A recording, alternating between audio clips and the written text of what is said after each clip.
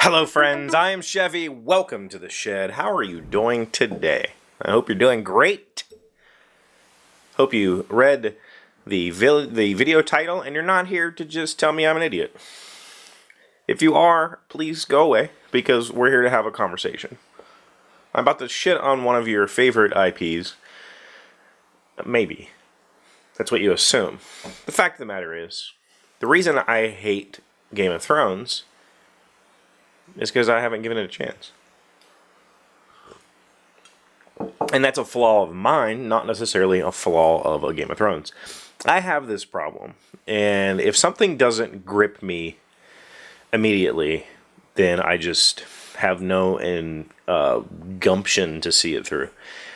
And so many things in popular culture have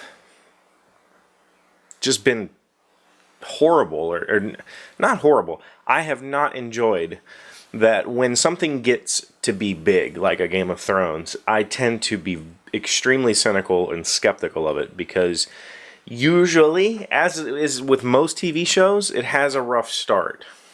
Okay, so this isn't necessarily about the TV show either.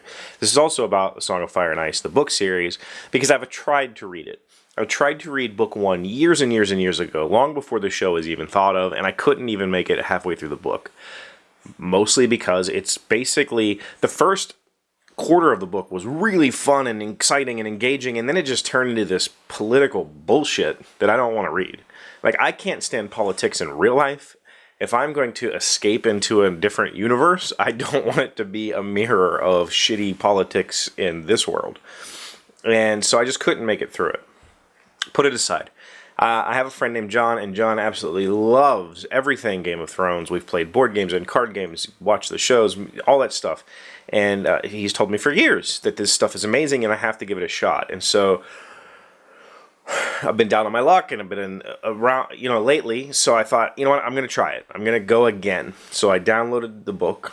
Library had it, checked it out, started reading it. Pretty much the exact same response. The first part of the book, I really enjoy it. I really enjoy the character discovery. I really enjoy the writing style of the first part of the book. And the writing style changes like about a third or halfway through the book into this completely, almost like a different person. It's almost like he started this book years in advance and then just kind of put it away and came back and finished it. It's what it feels like to me as the reader. Because it changes tone and it just gets boring. And so then I thought, I'm just going to have to try the show. Maybe the show can be my Cliff Notes. And so, not having HBO and being poor, I pirated the first episode and watched it. And it was just, it was so terrible. Sorry. It was so freaking terrible. It's a really bad first episode. Like, I don't know how anybody could objectively say that it was a good first episode. It was actually really, really bad.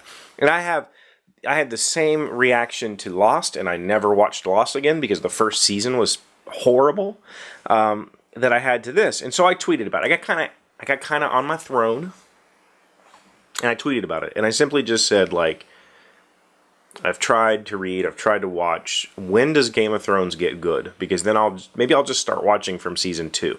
That way I can skip all the we're trying to find our legs as a show parts. And I posted that. And lots of people have chimed in on Facebook, and surprisingly to me, I got a lot of the. I said, "When does season 2 start being good?" Mark Wilson said, "When it stops." Other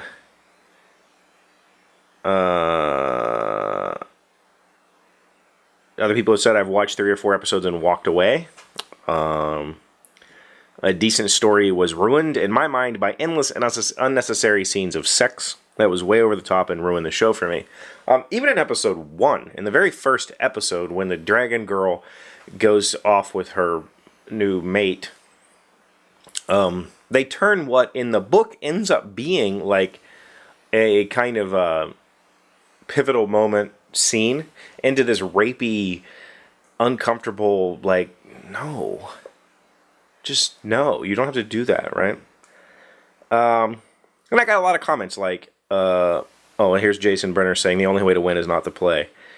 But I got a lot of comments like, you should probably just stop then. If you don't like it, it's not for you. But the problem I have is we live in a society where being a part of pop culture is really how we converse throughout our day. I travel through my day and I hear people, hey, you want to talk about this? You want to talk about that? I don't know anything about that. So I try. And I try to find, especially when something hits a nerve like this show has, I want to see what it's all about. And I was not asking this question ironically. I didn't say like, "Oh, this show is so bad, it's not worth my time." I was honestly being serious. Can I just skip to season 2? Like, when does the show start being good? Because the acting, the filming, the dialogue in that first episode is so freaking horrible. It just made me want to turn it off. I don't even want to continue watching the series if it's this shitty. And I know that after whatever it is, it's season 5 or something now, it couldn't have stayed. It had to have gotten better. Period. Had to have gotten better. Full stop. So when is that? Let me know when that is, because maybe I'll just skip ahead, or maybe I'll read the book up to that point so that I have the backstory, but I don't have to watch a painfully bad play acted out just for the sake of sitting still and watching it. Yeah. So some people said read books 1 through 3. After that, my friend John, when I was telling, said I actually have to read watch through season 4. The third book, season 3 and 4, is one of the best books ever written in a fantasy genre. So I definitely, taking his advice, I kind of do want to read it. I had one person responded with a very good response, which was, I was the same as you, Chevy. It took me 3 tries to watch season 1, but by the end I was utterly engrossed. And the characters, the grief-stricken by the events that took place. Now I'm addicted to the show and can't wait to see what comes next. Never read the books. And I think that's kind of what I was looking for. Should I just power through this show? It's not that I hate Game of Thrones. Yeah, I know I titled the video that, and I made a thumbnail and all that stuff. I don't hate it. I hate myself because I put up these walls. I put up these expectations, and then when something falls short, I'm like, how can people like this? This is so terrible. And then I walk away from it. And I've done that my whole freaking life, and it really annoys the crap out of me, like, personally.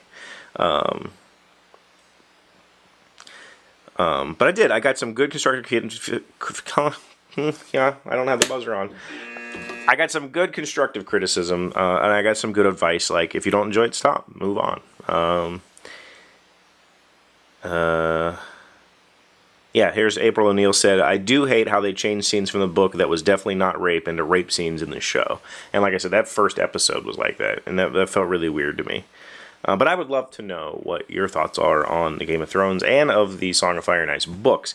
Should I power through this? I want to see what the hype is about, because I have to assume that it's not just hype, right? I have to assume that at some point the show got really good enough, essentially, to convince HBO to develop their own streaming platform because people were stealing the show. Like, this show made HBO, forced HBO's hand to allow people to stream their content. So, I would love to know what I'm missing, where I should pick up. Should I do the book first thing and then skip ahead a couple seasons in the show? Or should I just try to power through the show? I don't have a whole lot of free time, and when I normally do, I don't normally sit and watch. So maybe the book route is the best option for me. I'm hoping that the tone of book 1, I'm gonna read it, dang it. I've got it checked out. I'm hoping that the tone picks back up and maybe the pace picks back up to something that was more like the first part of the book, because I could read more of that and not feel like I'm wasting my time. So yeah. I hate Game of Thrones because I haven't given it a chance. That's the statement that I wanted to make. And it's more than just a Game of Thrones. It's a lot. And it's just a character flaw of mine, maybe a character flaw of yours, and I would like to know what you suggest I do to get over it. That's what the comment section's for. Remember, this is a two-way thing. We talk, and I talk at the camera. You tell me what you think in the comments, or my email, which is chevy@thedailyshed.com, or hit me up on Twitter at chevy.. With anything. Tomorrow is Festivus, so if you have any Festivus stuff that you want to share, please send that in. Especially if you have any pictures or videos or whatever from your Festivus celebrations. Please send those in. Thank you, as always, for being here. Thank you for liking and commenting on this video, and I will see you tomorrow. Hey, Doc, wait! I want to ask you something. Today's random fact comes from NPS.gov. What was the Statue of Liberty for? The Statue of Liberty, enlightening the world, was a gift of friendship from the people of France to the United States and is recognized as a universal symbol of freedom and democracy. The Statue of Liberty was dedicated on October 28, 1886, and was designated as a national monument in 1924. It doesn't really tell us what it was for, though, does it? Like, why they gave it to us.